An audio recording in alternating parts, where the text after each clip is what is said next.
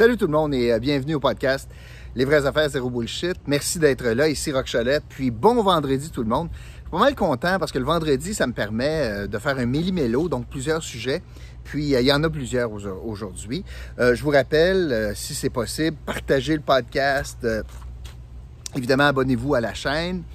Ça ferait bien notre affaire. L'autre chose, Canada Tremblant, c'est notre commanditaire cette semaine. C'est un développement important, seulement qu'à 90 minutes de Gatineau, dans le secteur du Mont-Tremblant, bien sûr. Vous avez la chance d'avoir un terrain magnifique à quelques minutes des pentes à Tremblant, à 90 minutes de Montréal, avec 10 000 de rabais, 10 000 de rabais présentement. Je pense que ça vaut beaucoup la peine. Alors, Canada Tremblant, merci d'être avec nous tout au long de cette semaine. Bon, méli-mélo aujourd'hui, j'ai différents sujets. Je vais débuter avec l'annonce d'aujourd'hui. La question de l'auto-vaccin. Bon, la mécanique est un petit peu compliquée. Là. Il va y avoir 2 millions de prix, certains en argent pour les gens de 18 ans et plus, puis certains en bourse d'études pour les 12 à 18 ans. Ça sera géré et financé par l'Auto-Québec. Et ça sera, on devra s'inscrire pour gagner. Le tirage va avoir lieu les vendredis, puis il y aura un grand tirage. Bon, tout ça étant bien correct. Puis, l'objectif, c'est que tout ça soit fait avant le 31 août. L'objectif avoué du gouvernement du Québec, en procédant à la mise en place du loto-vaccin, c'est d'inciter les gens à se faire vacciner. Cependant, les gens déjà vaccinés vont participer au concours. Alors, dans le fond, et il n'y avait pas le choix, parce qu'ils ont décidé d'aller dans cette veine-là, mais dans le fond, quelqu'un pourrait gagner, puis ça ne répond pas pantoute à l'objectif de « je veux, à partir d'aujourd'hui, avec le concours, d'inciter du monde à se vacciner. Peut-être que je vais récompenser quelqu'un comme moi qui est déjà vacciné depuis longtemps. » Alors, le moyen n'est pas conforme à l'objectif, mais pas pantoute. Pire, deux choses. On n'a aucune idée de l'efficacité de ces choses-là. Zéro pin barre. On n'a aucune preuve que ça fonctionne. Les expériences ailleurs, dans d'autres juridictions, prouvent pas ça. Alors, c'est un coup d'épée dans l'eau de 2 millions de dollars qu'on est en train de faire parce qu'on n'a aucune idée si le fait de permettre à quelqu'un qui doit s'inscrire de peut-être gagner 150 000 $, parce que c'est pas des immenses gros lots, là. La chance, une fois que tu es inscrit, ça coûte rien, mais tu t'inscris parce que tu as 1 ou 2 doses, la chance de gagner, est-ce que vraiment c'est ça qui va t'inciter, si toi tu es récalcitrant depuis le début à te faire vacciner? Les anti-vaccins, là, ceux qui gardent les taux de vaccination assez bas, bien que pour la première dose, c'est 82 % au Québec, bien le solde, là, ceux qui ne sont pas allés, c'est vraiment parce qu'ils attendaient l'auto-vaccin, c'est ça qui va faire le déclencheur qui aille se faire vacciner. Moi, je pense pas. Puis d'ailleurs, les expériences ailleurs prouvent pas ça. Ça, c'est la première affaire. La deuxième affaire, c'est qu'il faut comprendre que on est en train de prendre de l'argent de l'Auto-Québec pour financer ça. Parce que là, c'est pas un billet que tu achètes qui s'autofinance, une loterie qui s'autofinance. Donc, l'Auto-Québec va prendre de ses avoirs, donc moins de dividendes au gouvernement, pour financer un concours comme celui-là. Dans le fond, ce qu'on fait, c'est qu'on prend de l'argent de la santé, parce que c'est ça, ou de l'argent de l'éducation, ou de l'argent d'ailleurs. On prend vraiment là, de l'argent neuf pour donner des cadeaux non taxables à du monde qui sont peut-être déjà vaccinés depuis très longtemps. Alors, moi, je pense que ça ne sera pas efficace. On est à la marge ici. C'est cher payé pour gagner quelques points de pourcentage. Puis dans le fond, si on voulait juste utiliser un mécanisme pour inciter du monde, bien là, en utilisant le concours, bien, tout le monde qui est vacciné a une chance de gagner. Conséquemment, on n'est pas en train de cibler quelque chose juste pour les gens qui sont encore à être vaccinés. Puis c'est par le choix, il n'y avait pas vraiment d'autres alternatives. Sans ça, ça aurait été complètement inéquitable. J'aurais été le premier à le dénoncer. Mais le gouvernement a décidé de mettre le bras dans le tordeur dans un concours, en sachant très bien que ça se peut bien gros, que toi, gagnant, ce soit du monde qui ont déjà été vaccinés au moment où on a lancé le concours ou le gratteux vaccinal, appelle-le comme tu veux. Donc, je trouve que c'est pas très efficace. Contrairement à ce qui arrive en France. Quand M. Macron a dit « il y aura des conséquences », Puis si tu n'as pas de double vaccination, tu n'iras pas dans un restaurant, par voyons donc. Le lendemain, il y a eu des millions de prises de rendez-vous. Alors, si on veut être sérieux, le gouvernement du Québec, présentement, on y va à tâtons, c'est doux, c'est « Ah, ben, on est à la marge, on essaie d'être gentil », avec des résultats très éphémères pour ceux qui sont des récalcitrants encore, puis regardez les résultats de la France. Alors, moi, je trouve que c'est de l'argent garoché à l'eau, là, 2 millions. C'est probablement que les gens qui vont gagner. D'ailleurs, ils n'ont pas parlé de probabilité, mais si tu as 82 % de la population déjà vaccinée, puis tout ce monde-là sont éligibles à gagner, ça veut dire que si, mettons, tu atteignais 100 %, ça veut dire qu'il y a juste 18 %. Il y a 18 personnes sur 100, dans le fond, qu'on aura eu un petit gain. Sans ça, il y en a déjà 82 qui ont déjà été vaccinés, qui n'a rien changé, le maudit concours. Alors, voyez-vous que c'est un coup d'épée dans l'eau. Ça se peut que je bénéficie, que je gratifie du monde qui ont déjà accepté le vaccin. Puis moi, je l'ai accepté, pas parce que je pensais de gagner de l'argent, mais parce que je pense que c'est une bonne idée pour moi, puis je pense que c'est une bonne idée pour la société, puis c'est un geste qui n'est pas égoïste, la vaccination. Au contraire, l'inverse l'est. Je répète et je sais. Ça, c'est la première chose que je veux vous dire.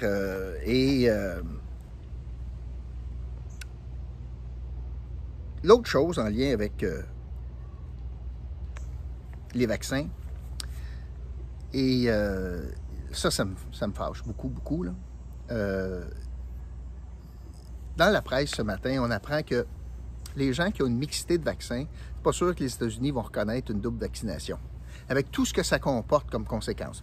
Je vous ai déjà parlé que sur Broadway, il y a des théâtres, des salles qui n'acceptent pas les Astra. Bon, mais ça, c'est variable.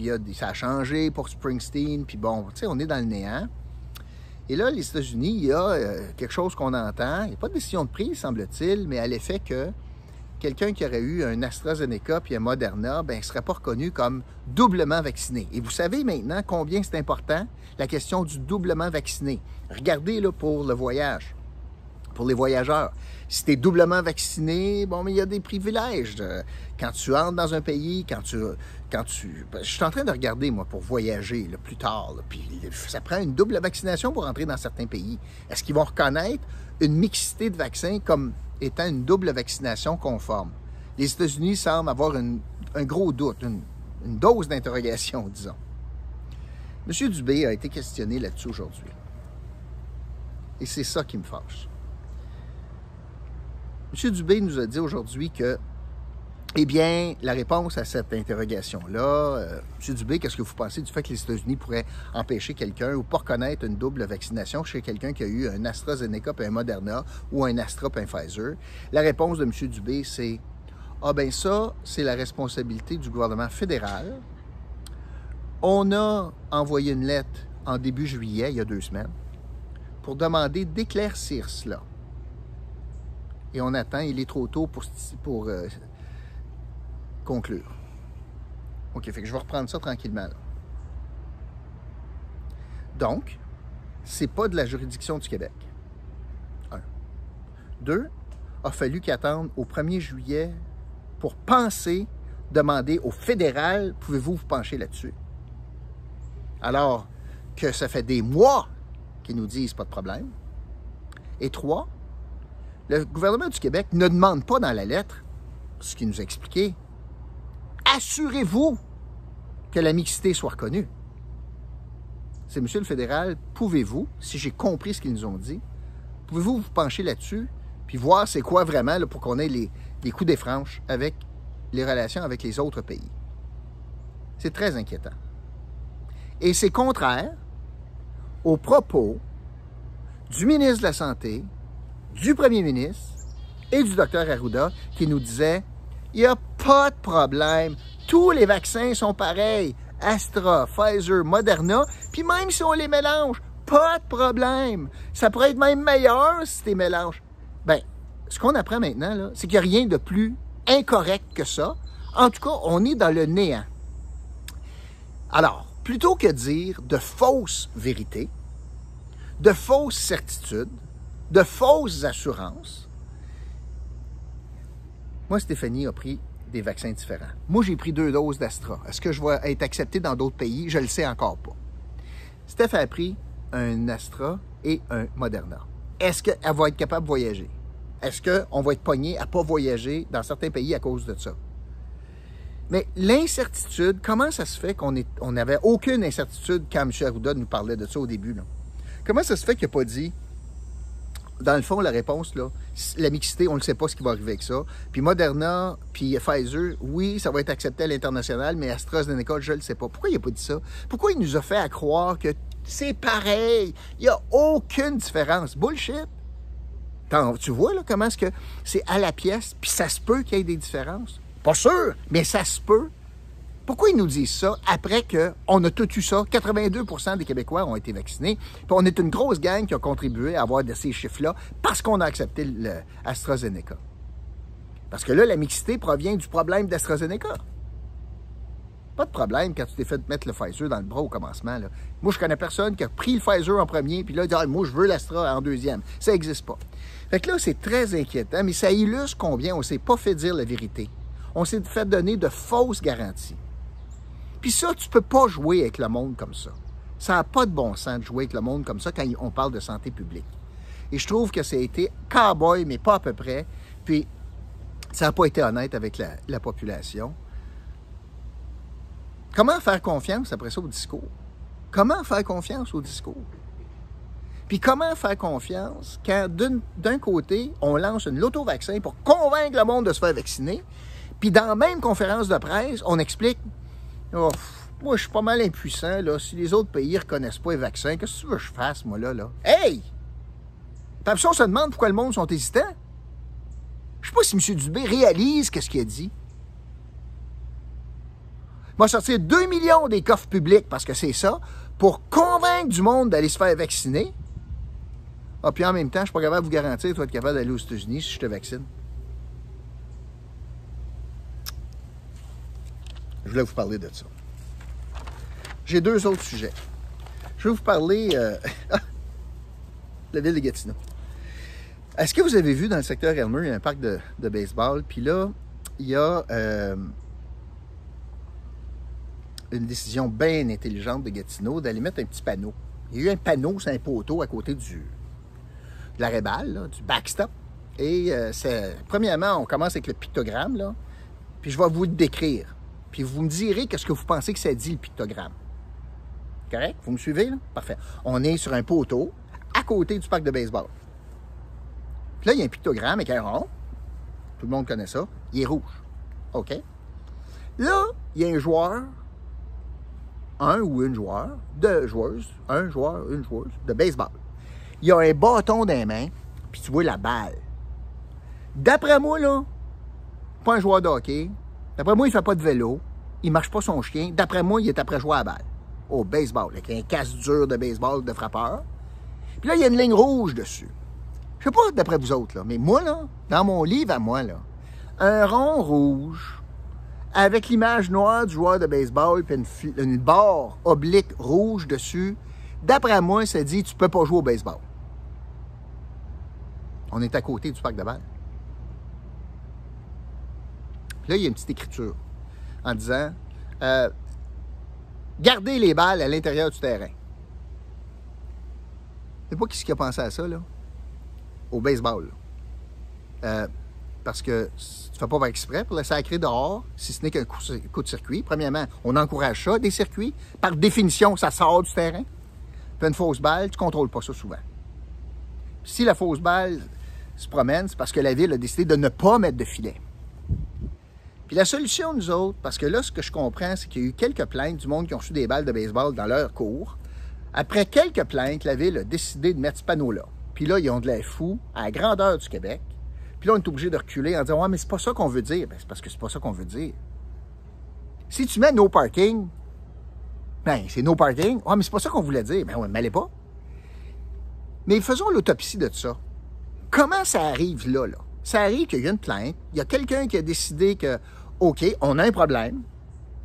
La solution, c'est d'empêcher du monde d'envoyer la balle à l'extérieur du parc, comme si c'est possible. Puis nous autres, la solution, c'est qu'on va faire un panneau, faire un panneau avec un pictogramme imbécile, puis on va aller payer quelqu'un d'école bleue pour aller installer ça sur un poteau à côté du parc de baseball. C'est ça qui arrive à Gatineau. Il y a quelque chose qui ne marche pas, là. Fait que tout ça a été initié par la plainte de quelques citoyens. Il n'y a pas 100 000 personnes qui disent « ça n'a pas de bon sens », là. Ce qu'on entend, c'est moins de 10, parce qu'ils ont eu des balles dans leur cours. Ce parc de balles-là, il est là depuis longtemps. Ça me fait penser quand j'étais conseiller. Puis le monde achète une maison adossée au club de golf. Dans le temps, ça s'appelait le Dôme, le club de golf Les Hautes-Plaines. Puis il m'appelait, me disait « ouais, mais là, Roch, parce que là, j'ai des balles dans le cours. » Ouais, mais... Coudon, t'as-tu acheté, puis dans la nuit, ils ont installé un terrain de golf là, dans ta cour? Ou c'est parce que t'as acheté dans ta cour arrière, il y avait un club de golf? Ouais, mais... Puis pourquoi il faut que ce soit tous les contribuables gatinois, de Hall dans le temps, qui payent pour un filet? Parce que tu as acheté une maison à côté du parc. Ça me fait penser aux gens qui sur la rue du Dôme, qui achètent à côté, en arrière de chez eux, c'est une scrapyard. Ils voient le terrain, en arrière, c'est une cour de scrap, ferraille. Là, ils m'appellent, après qu'ils ont acheté bâti. Ouais, ben là, c'est pas beau dans ma cour, pourrais-tu faire enlever ça? Ben, c'est parce que c'était là avant que tu arrives. Ouais, mais quand même. Comment est-ce que ça se peut que la minorité mène à Gatineau? Où est la conseillère qui semble défendre ça en disant ouais, c'est vrai, les citoyens se plaignent, là, puis ben, parce que j'ai 2 citoyens qui se plaignent, ben là, on a dépensé de l'argent des contribuables. Ça arrive, rien qui va arriver de ça, là. Mais on a dépensé de l'argent des contribuables au lieu de dire peut-être qu'il faut mettre un filet. Non. Ce qu'on va faire, c'est qu'on va mettre une pancarte qui interdit de jouer au baseball à côté d'un parc de baseball financé par la ville de Gatineau. Comment ça se peut, ça, dans notre ville? Tu sais, c'est des incohérences, des non-sens qui font en sorte que c'est encore une fois la minorité qui mène à Gatineau. C'est les chialeux qui mènent à Gatineau. Là, l'histoire, c'est que, finalement, les clubs de balle là, qui se pratiquent avant le game, ben, ils sont à côté du terrain, puis dans le fond, en se pratiquant, ils envoient la balle. C'est un autre problème, ça. Mais on a un problème, puis on arrive à une mauvaise solution. On est une Gatineau, on fait rire de nous autres. On fait rire de nous autres partout. Là. Imaginez Dufort avec Infoman. Jouez pas au baseball, le parc de balle financé par la ville de Gatineau. Puis le dernier sujet, j'ai une question pour vous. Êtes-vous tanné de vous faire prendre pour des valises? Êtes-vous tanné, vous autres? Je sais pas. Monsieur Trudeau fait le tour du Canada puis il donne des bonbons. En fait, il prend votre argent pour donner des bonbons. Il prend vos impôts pour donner des bonbons. Des bons bonbons, une sorte d'affaire, le fun. Là. Mais de toute façon, on met ça sur la Visa, là, parce qu'on a des déficits épouvantables. Fait que tout ce qu'il donne, on met ça sur la carte de crédit, puis il y en a d'autres qui paieront. Sauf que, y a-tu une personne au Canada? Y a-tu juste une personne au Canada qui pense pas qu'on est en tournée préélectorale?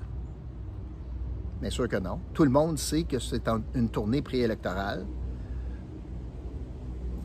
pour ou bien préparer le lancement de la campagne, qui pourrait être déclenché août-septembre, ou bien, en politique, on dit ouvrir une fenêtre. C'est-à-dire la différence entre j'ai décidé, bon, je fais ça, ça c'est mon plan, telle date je vais déclencher, etc. Ou j'ouvre une fenêtre, c'est-à-dire que le premier ministre dit moi je veux tout mettre en place pour avoir la chance, je vais prendre une décision dans telle semaine, là, je veux avoir la possibilité de déclencher une élection. C'est possible. Il a nommé une gouverneur général parce que c'est important, parce qu'il faut falloir qu'il aille voir le gouverneur général pour dissoudre le Parlement. Alors, il a nommé une femme qui ne parle pas français, mais se rapproche des communautés autochtones, donne des bonbons à grandeur du pays, se promène, fait des mamours au premier ministre des provinces. Mais la question, quand je vous pose la question, de vous tanner de vous faire prendre des valises, c'est que pourquoi M. Trudeau n'est pas honnête? Puis il ne dit pas, je suis en tournée préélectorale. Et puis je veux voir s'il y a une possibilité de déclencher une élection en septembre. C'est sûr qu'il y a toute la question de la loi électorale, puis le financement des dépenses électorales. Puis il y a tout ça qui joue. Mais au final, quand on dit on n'a plus confiance dans les politiciens, c'est d'une évidence crasse. Tout le monde sait que c'est ça, mais le seul qui ne veut pas l'admettre, c'est M. Trudeau. Ça vous fait pas perdre confiance, ça, un petit peu? Bien sûr, il est en tournée préélectorale. Comme les autres chefs, d'ailleurs. Mais les autres chefs suivent. Ils voient bien ce qui s'en vient. Quand ils voient le premier ministre partir sur la route de même, ils disent hey, « je suis bien de le faire parce qu'il pourrait bien tirer à la plug et s'en aller en élection. » Mais j'écoutais M. Trudeau en entrevue un peu partout au Canada, puis je me disais, mon Dieu, qu'il alimente le cynisme politique. Mon Dieu, qu'il alimente le fait que les Canadiens, Québécois, on a de la misère à croire les politiciens. Puis on dirait qu'on aime ça, tu sais, se faire... Là, c'est des 600 millions hier en aérospatial au Québec, mais je trouvais, moi, important de vous partager ça parce que je trouve pas ça honnête. Tu sais, j'aimerais bien un premier ministre, puis on n'a pas ça. Mais un premier ministre qui dit, oui, je suis en tournée préélectorale, je veux m'ouvrir une fenêtre, possiblement parce que je trouve que le Parlement, ça ne fonctionne pas, ou je trouve que les partis d'opposition sont trop faibles, c'est le bon moment d'avoir un gouvernement majoritaire. Il n'y a pas personne qui va dire ça, hein? Pourtant, vous le savez, puis moi, je le sais. Fait que c'est ça qui augmente le cynisme. L'important, c'est de se rappeler de ça. Voilà, c'est ce que je voulais vous dire. Je vais vous souhaiter un super week-end. Merci beaucoup d'avoir été là. Et aujourd'hui, l'indice du jour, parce que si vous inscrivez l'indice du jour sur le podcast, dans le podcast, sous la section commentaires, vous pourriez gagner dimanche 100$. Et on fait tirer ça donc tous les dimanches. Et l'indice du jour, voilà, c'est l'auto-vaccin. L'auto-vaccin, l'indice du jour. Bon week-end tout le monde. Je vous retrouve lundi pour un autre podcast, Les vraies affaires zéro bullshit. OK, salut.